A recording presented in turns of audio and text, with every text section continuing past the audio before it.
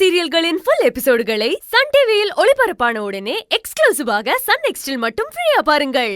பார்க்கலாம்.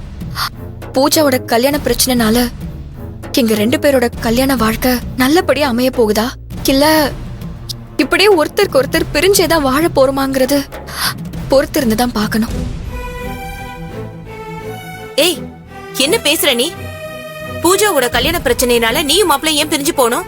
இங்க பாரு, தயவு செஞ்சு உன் வாயால் இப்படி எல்லாம் பேசாத. நீயும் மாப்பிளையும் ஒன்னா சேர்ந்து வாழணும்னு நான் வேண்டாத தெய்வமே இல்ல. நீ என்னடானா இப்படி பேசிட்டு இருக்க? மனோன்மணி, அவ யோசிக்கிறது சரிதான். எது சரி எது தப்புன்னு எல்லாமே மாப்பிளைக்கு தெரிஞ்சும் எதுவும் தெரியாத மாதிரி அவங்க அண்ணா பேசுற பேச்சுக்கெல்லாம் சரி சரின்னு தலையாட்டிட்டு இருக்கிற வரைக்கும் செல்வி சொல்றதுதான் நடக்கும். என்னங்க நீங்க ஏங்க இப்ப அவள?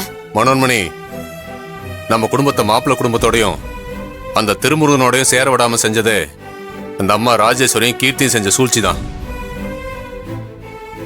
அதனாலதான் திருமுருகன் பார்வைக்கு நம்ம கெட்டவங்களா தெரிஞ்சிட்டு இருக்கோம். இப்ப என்னடானா அவங்களோட அந்த பிரம்மாவும் கை கோத்துட்டான். இப்படி கெட்டவங்களா ஒண்ணு சேர்ந்துட்டா நம்மள எப்படி நிம்மதியா வாழ விட போறாங்க?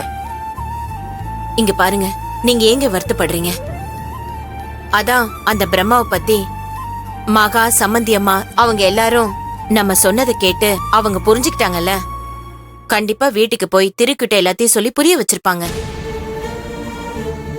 திருத்தம்பி நிச்சயமா புரிஞ்சுக்கிட்டு அந்த பிரம்மா குடும்பத்துக்கு பூஜாவை கட்டி கொடுக்கறத பத்தி யோசிச்சு நல்ல முடிவுதான் எடுப்பாரு. அப்படி இருந்தா நல்லதுதான். ஆனா அந்த திரு எம்எல்ஏ கோவத்திலயும் வீம்புலையும் அந்த பிரம்மாவை கை கொடுத்து அவங்ககிட்ட சம்மந்தம் வைக்க தயாராயிட்டான்.